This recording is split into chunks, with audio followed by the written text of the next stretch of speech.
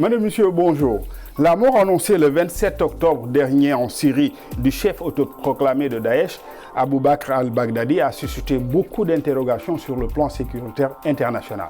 En Afrique, vous le savez, il y a des groupes précisément dans le Sahel qui sont affiliés à des groupes terroristes, bien sûr, affiliés à ce mouvement.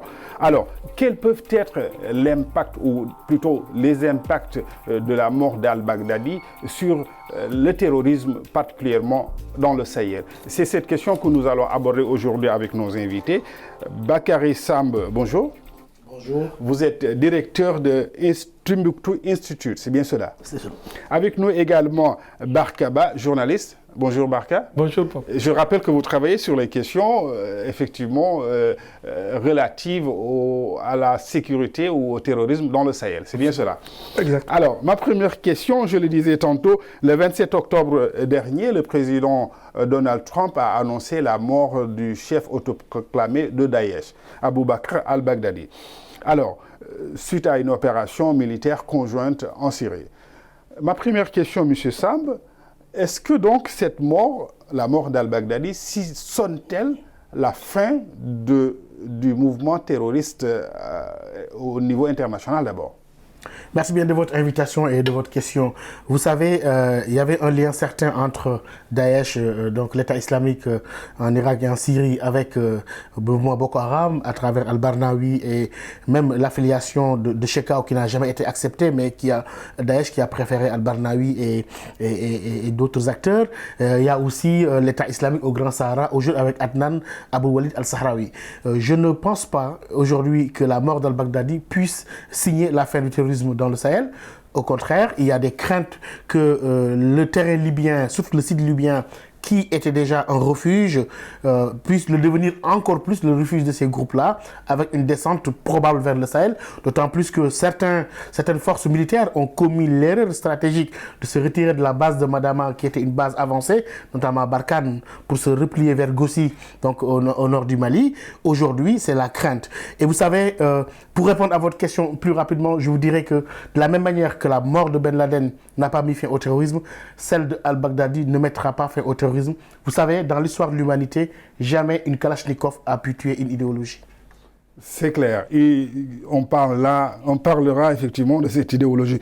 Barka, entre l'Afrique, l'Europe et les Amériques, les États-Unis plus précisément, qui serait beaucoup mieux à l'aise maintenant après la mort d'al-Baghdadi?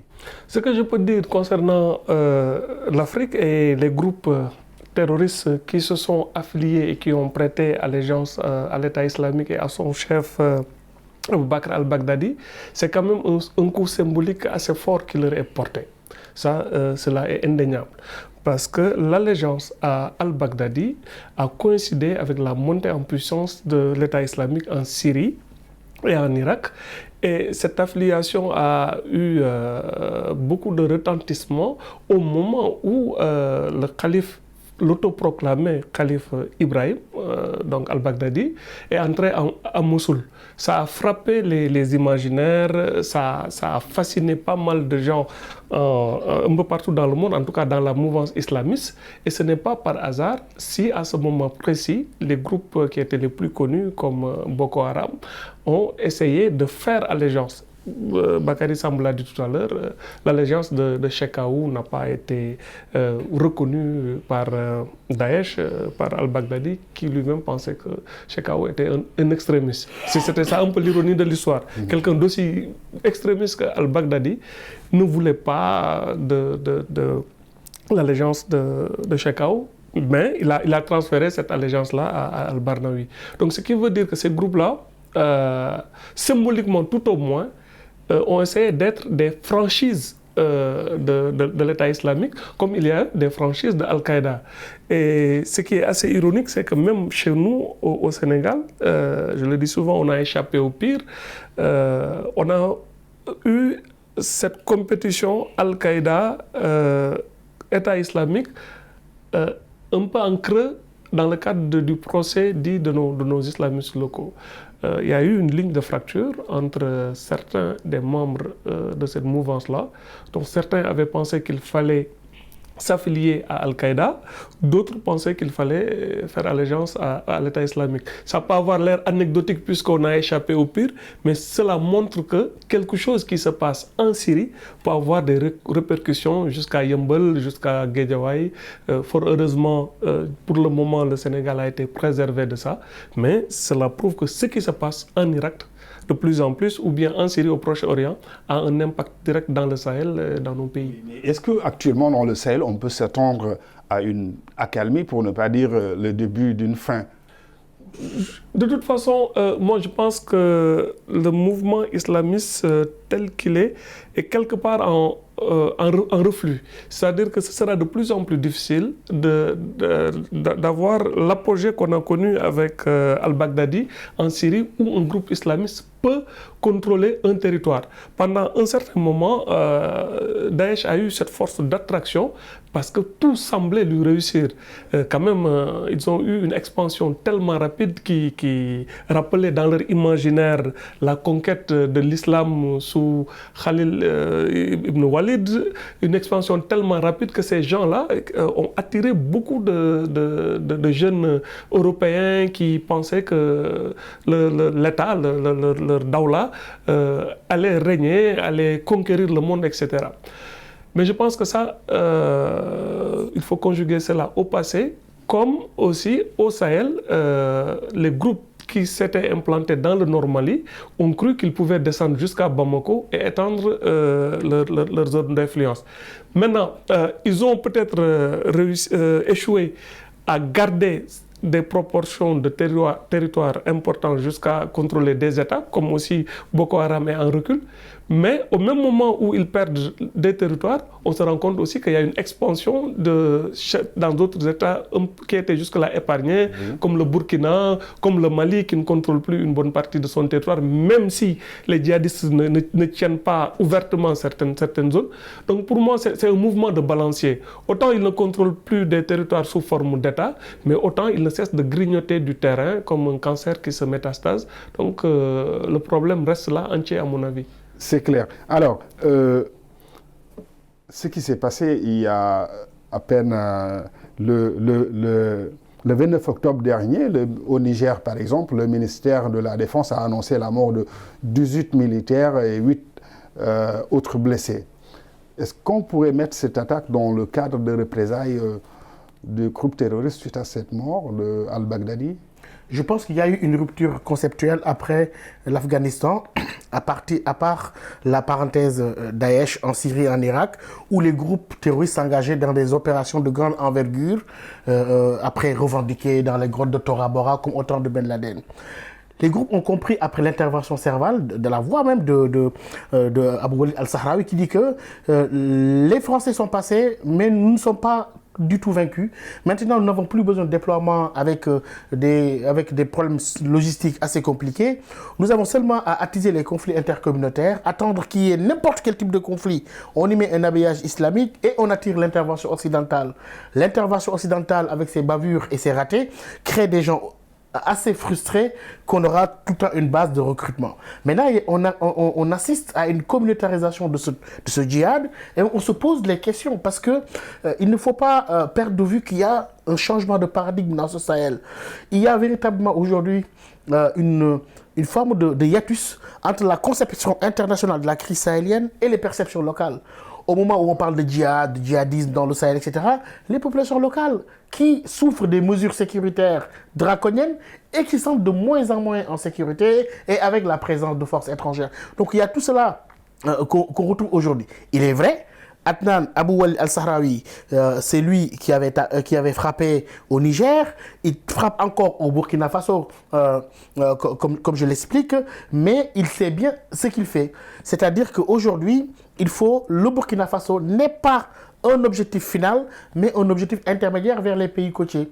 De ce point de vue-là, quand le déploiement aujourd'hui est clair, je peux l'affirmer, entre Gorom, Marcoy et dans le Sahel burkinabé, dans les provinces de Loudalan, dans les provinces du Soum, l'État islamique est en train de mener des exactions.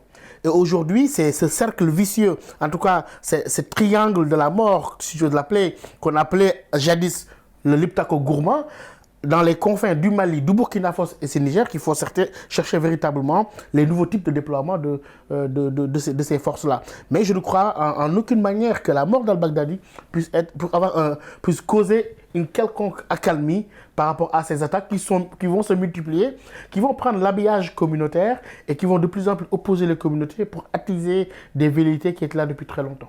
Vous l'avez dit tout à l'heure, il s'agit d'une idéologie, mais est-ce que cette idéologie qui teintait certainement sur l'opérationnalité des activités de ces groupes affiliés à Daesh dans le Sahel, je vous parlais par exemple, Boko Haram, qu'est-ce qui changerait selon vous? Oui, je pense que nous sommes, quand je dis nous, c'est la communauté internationale, nous sommes un petit peu trompés sur l'approche en tout réservant aux sécuritaires. Le problème du terrorisme demande une approche holistique. Je pense que l'expérience marocaine qui utilise beaucoup le sécuritaire avec le renseignement, etc., et l'expérience dans cela, mais aussi avec un volet idéologique, avec les moushids et les moushidates, la manière de réintégrer ces jeunes, de repenser l'islam, de le répondre à travers les textes. Je pense qu'il faut coupler aujourd'hui un travail de prévention basé sur l'implication de la communauté, des leaders religieux, mais aussi un travail sur le plan sécuritaire. Hélas, aujourd'hui, on a tout misé sur le sécuritaire et au lieu que les groupes terroristes, par exemple, disparaissent au nord du Mali, ils sont multipliés. Et même l'épicentre s'est élargi, si j'ose dire, au centre du Mali et a débordé sur le Burkina et le Niger. Donc, on est aujourd'hui dans une forme de rupture paradigmatique que la communauté internationale refuse de prendre en compte.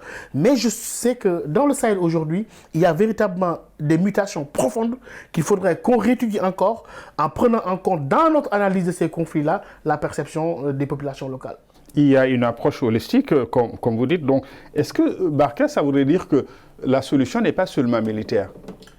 Une solution purement militaire, je ne le pense pas du tout, puisque des voix très très autorisées au plus haut niveau de l'état-major français, d'anciens généraux, etc., se rendent compte que l'opération Barkhane, par exemple, est en train de s'enliser et que même la France n'arrive pas à trouver quelle est la bonne solution et la bonne stratégie sur le long terme pour sortir de ce bourbier. Pour vous dire que la présence djihadiste dans le Sahel pose des équations à multiples inconnus.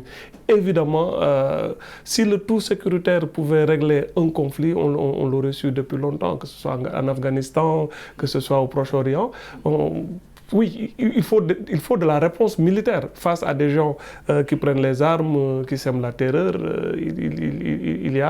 Il faut les affronter. Mais derrière l'affrontement militaire, il faut d'autres réponses, et des réponses non seulement sur le plan économique, mais surtout, moi je pense d'abord sur le plan anthropologique. Par exemple, si on prend l'exemple du centre du Mali, tout le monde, on n'avait pas besoin d'être un grand expert pour savoir que le centre du Mali, avec la présence des communautés Peul et Dogon, pouvait constituer un prochain foyer d'insurrection. Mais l'État malien n'a pas su anticiper sur cette crise, faute d'avoir pris le problème à bras-le-corps, d'avoir pu avoir la perception que ces populations ont de certaines exactions. Je donne un exemple très simple.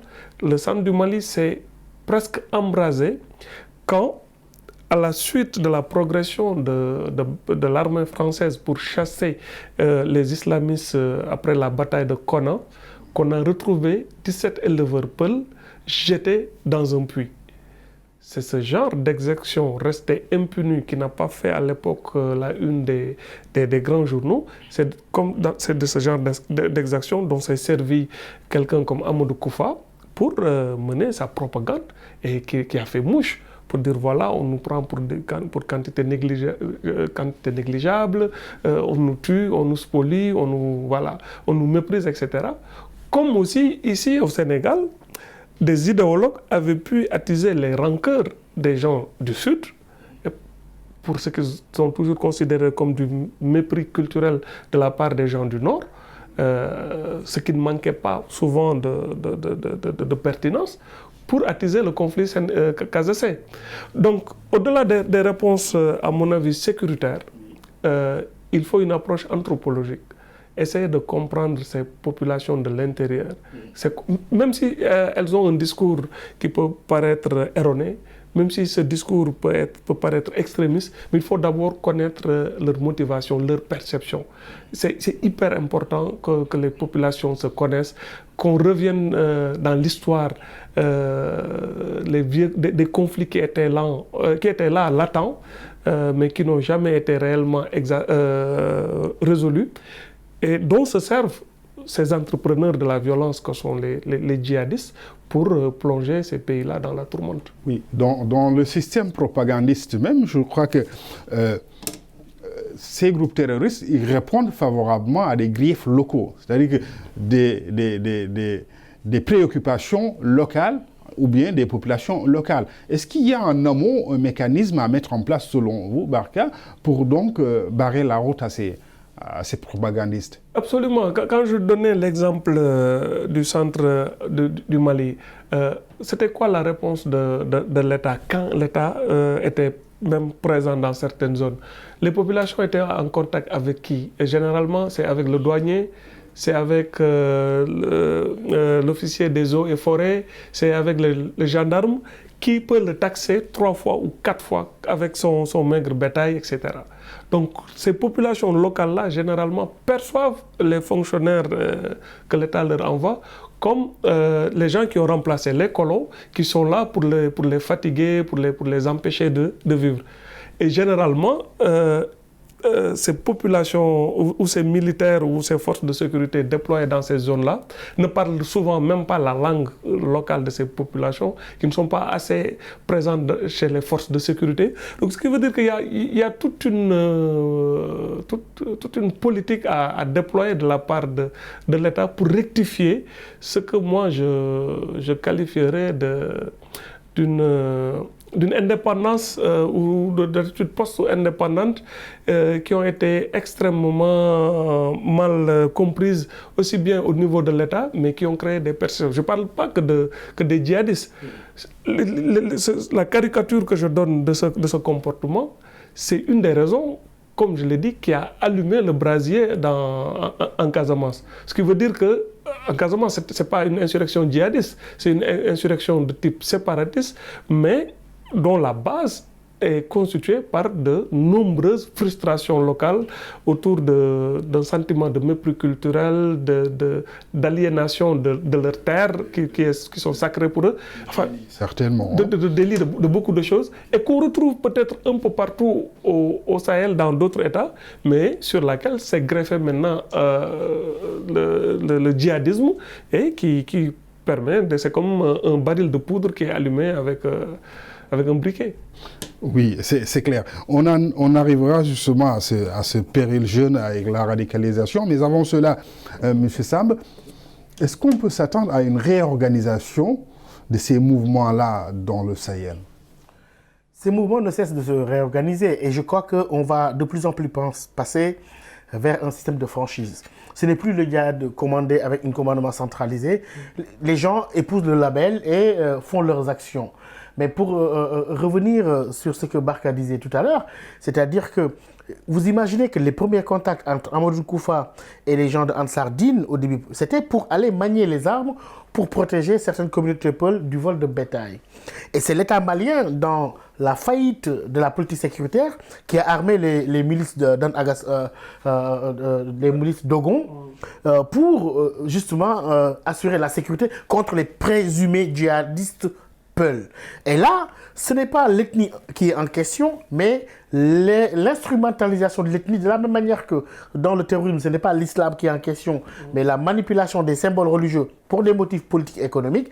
Et là, j'ai peur que, avec les tensions qu'on a dans la sous-région, politique, économique, dans certains pays voisins du Mali, qu'on en arrive à une instrumentalisation de la fibre ethnique, de la fibre culturelle, pour que véritablement ces mouvements-là puissent semer encore la graine, développer des stratégies et continuer à déstabiliser nos pays. Alors, quand je parlais de réorganisation tout à l'heure, on voit que ça prend toujours de l'aile à chaque fois, comme diraient les autres, comme une hydre. Mais du point de vue prévisionnel, le péril jeune et la radicalisation, est-ce qu'il y a des mécanismes, selon vous, mis en place par les pays du Sahel particulièrement, pour donc barrer la route à cette activité propagandiste de recrutement des jeunes surtout? Bon, le schéma de la région est bien clair. Il y a aujourd'hui Adnan Aboulouali al-Sahraoui avec l'État islamique au Grand Sahara. Nous avons cette tentative de vouloir trouver un territoire dans le Sahel, parce que pour les gens de Daesh, ils le comprennent, le sud algérien est déjà bien occupé par les hommes de Belmokhtar ou de l'ex-Belmokhtar. Et donc, il est clair que le cheminement, c'est vers la descente vers ces pays-là. Maintenant, dans le cadre du G5 Sahel et d'autres organisations, il y a eu la mise en place, j'y ai contribué en 2015, de la cellule régionale de lutte contre la radicalisation qui a des antennes dans les différents pays, qui essaye d'avoir une approche holistique en investissant dans la prévention. C'est-à-dire que les pays ne font jamais attention à ces signes-là, parce que quand on les regarde, il y a trois typologies. La typologie des pays déjà largement atteints, comme le Mali, et le Nigeria, etc. La deuxième typologie des pays qui sont sous pression sécuritaire, comme la Mauritanie, le Niger et d'autres pays qui sont dans la catégorie des pays qui peuvent encore développer une analyse prospective et préventive. Mais d'habitude, ils ne le font pas. Ils sont dans le déni. La situation du Burkina, en 2014, le Burkina était dans la même situation qu'au Sénégal. Société intégrée, des ethnies qui vivent ensemble, proximité religieuse, etc. Mais on n'a pas développé des politiques de prévention de l'extrémisme. Les pays attendent que le terrorisme arrive pour faire des stratégies de lutte contre le terrorisme qui n'est pas la même chose que la stratégie de prévention de l'extrémisme. La lutte contre le terrorisme s'attaque aux cibles, l'élimination des cibles immédiatement par des moyens militarisés. La prévention de l'extrémisme s'attaque aux causes structurelles, marginalisation, injustice sociale, comme Barka l'a dit tout à l'heure, etc. Et nos pays, hélas, confondent les deux, s'emmurent dans la stratégie militaire parce que c'est la plus facile à démontrer, alors qu'elle a montré ses failles en Afghanistan, où les Américains sont restés plus de 15 ans. Elle est en train de montrer ses failles dans le Sahel, où il y a un véritable paradoxe. Au moment où les acteurs internationaux, les partenaires se multiplient et ne coordonnent pas, les groupes terroristes coordonnent de plus en plus leurs actions. On l'a vu avec ces incursions au Bénin, à partir du Burkina Faso, et qui a débordé sur le Mali.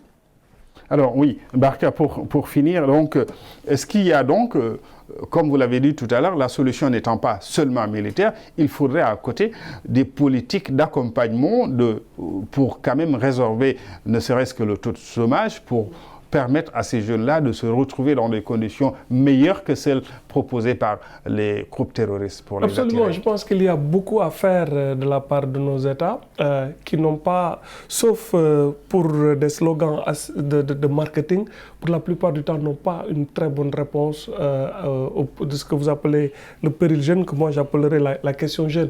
Il n'y a pas réellement de véritable politique efficiente de la part de la plupart des États africains pour prendre en compte cette composante de la population qui pourrait être très sensible aux sirènes djihadistes. Comme il n'y a pas encore de réponse vraiment efficiente pour prendre en question la problématique de l'immigration des jeunes. Donc, entre l'immigration, entre le péril djihadiste, entre le chômage de masse des jeunes, les réponses jusque-là fournies semblent être assez comestiques. C'est des terreaux fertiles quand même. Des terreaux extrêmement fertiles, et je ne vois pas la donne s'inverser. Parce qu'une des caractéristiques des États africains, c'est que ce sont des États au taux démographique assez développé et où il y a une explosion de la jeunesse, mais une jeunesse grandement marginalisée, laissée pour compte, et dont les États ne savent pas trop quoi faire et qui constitue facilement une cible pour des entrepreneurs de violence. Le défi du dividende démographique. Alors, je le disais donc, la dernière question à Barka. Mesdames, Messieurs, merci d'avoir suivi ce Talk Afrique. Je le rappelle, nous étions avec Barka Ba, journaliste qui travaille effectivement sur les questions liées au terrorisme dans le Sahel. Avec nous également, Bakary Samb, directeur de Timbuktu Institute. Merci à vous de l'avoir suivi et bonne suite des programmes sur Médien TV Afrique.